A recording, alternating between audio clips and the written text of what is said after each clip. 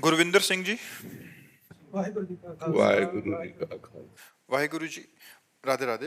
महाराज जी, वाहिगुरु नाम से प्रेम कैसे हो? क्योंकि अभी सब कुछ पता है, बट धन और जो पदार्थों के लिए ही जप किया जाता है, ऐसा मनुष्य जीवन। हाँ, अगर हमारे अंदर यदृच्छा लाभ संतुष्टो द्वंद्वातीतो, अगर हम द्वंद्व से अतीत होना चाहते हैं तो पहले यदृच्छा लाभ संतुष्ट हो। जैसे वाहिगुरु रख रहे हैं हम उतने में संतुष्ट रहे, हमारे चाहने से नहीं होगा कुछ। हम चाह जो करेंगे वो अपने लिए पतन का रास्ता खोलेंगे। वाहिगुरु जो व्यवस्था करेंगे वो हमारे लिए बड़े सुख की व्यवस्था होगी। तो हम चाह करें क्यों? अन मांगे आगे आवे गो, ज्यों पल लागे पल को। जैसे पल बिना प्रयास के लगती है, ऐसे वाहिगुरु के आश्रित की सारी व्यवस्था वाहिगुरु करते हैं। हम चाह क्यों करें? हमारे पास जो कुछ है वो सब वाहिगुरु का है। जो कुछ करेंगे वो वाहिगुरु करेंगे। वाहिगुरु के सिवा मेरा कोई अस्तित्व नहीं। अभी नाम में प्रीति होने लगे।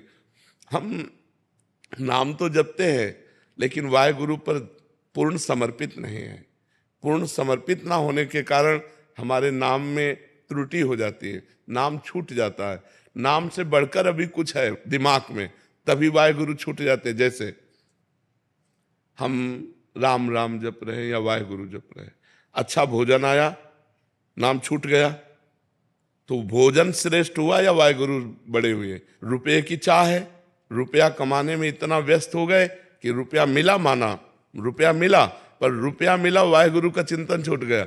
जब हम वाहिगुरु को सबसे बड़ा माने, संपूर्ण जीवन वाहिगुरु को समर्पित कर दें, भूखे रखें तो वाहिगुरु वाहिगुरु।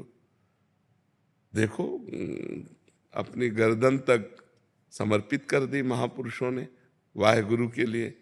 तो हम वाहिगुरु जैसी परिस्थिति में रखें वैसी परिस्थिति में रहे, और जबान से हर समय ओठ भले बंद रहें, वाहिगुरु वाहिगुरु वाहिगुरु वाहिगुरु वाहिगुरु। हम क्यों धन का चिंतन करें?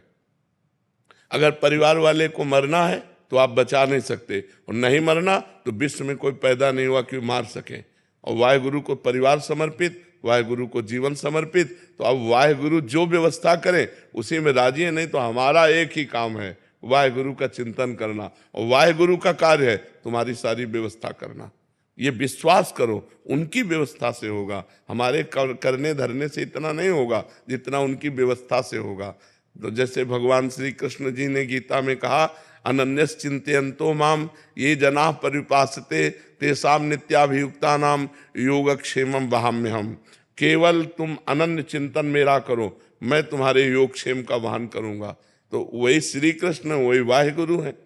क्या कह रहे हैं? तुम मेरा केवल चिंतन करो, मैं तुम्हारे योग माने जो प्राप्त है और अप्राप्त वस्तु को प्राप्त कराना। जितना प्राप्त है उससे ज्यादा आपको प्राप्त कराना। अप्राप्त वस्तु को प्राप्त कराने का नाम योग है, और क्षेम प्राप्त वस्तु की रक्षा करने का नाम क्षेम है। वही रक्षा करेंगे, वही प्राप्ति कराएंगे। हमारा काम है निरंतर वाहिगुरु वाहिगुरु वाहिगुरु जबान से रटते रहे। जब जबान से रटते हैं ना, तब वो अंदर हृदय में जाता है, और जब हृदय में चलने लगता है फिर ये शिकायत नहीं रहती कि वाहिगुरु का स्मरण छूट गया। वो तो जीवन बन जाते हैं। जैसे दिल की धड़कन स्वयं होती है, ऐसे वाहिगुरु का चिंतन स्वयं होता है। इसलिए सब कुछ वाहिगुरु का है, सब कुछ वाहिगुरु के विधान से होगा, और मेरा केवल एक ही कर्तव्य है, निरंतर वाहिगुरु के आश्रित होकर वाहिगुरु का चिंतन करना, वाहिगुरु का नाम जप करना। महाराज जी, आप कह रहे हैं कि आपके गुरु भाई हैं और आपके बहुत प्रेमी हैं। एक भाई निशान सिंह जी हैं, वो उनका एक वो था कि जब वो गुरु ग्रंथ साहिब जी की हुजूरी करते हैं और जब वाणी जी का पाठ करते हैं और शब्द आदि का, तो किसी एक शब्द में या किसी एक पंक्ति में चित्त लग जाता है बहुत और सुंदर, उसमें डूब जाता है। बहुत सुंदर। तो फिर पाठ की जो एक नियमित समय सीमा होती है महाराज जी, उसमें पूरा नहीं हो पाता। हाँ, तो कैसे किया जाए? वैसे श्रेष्ठ स्थिति है ये। एक पंक्ति में या एक शब्द में आप डूब गए तो पाठ पूरा हो गया, सही माने में पाठ पूरा हो गया।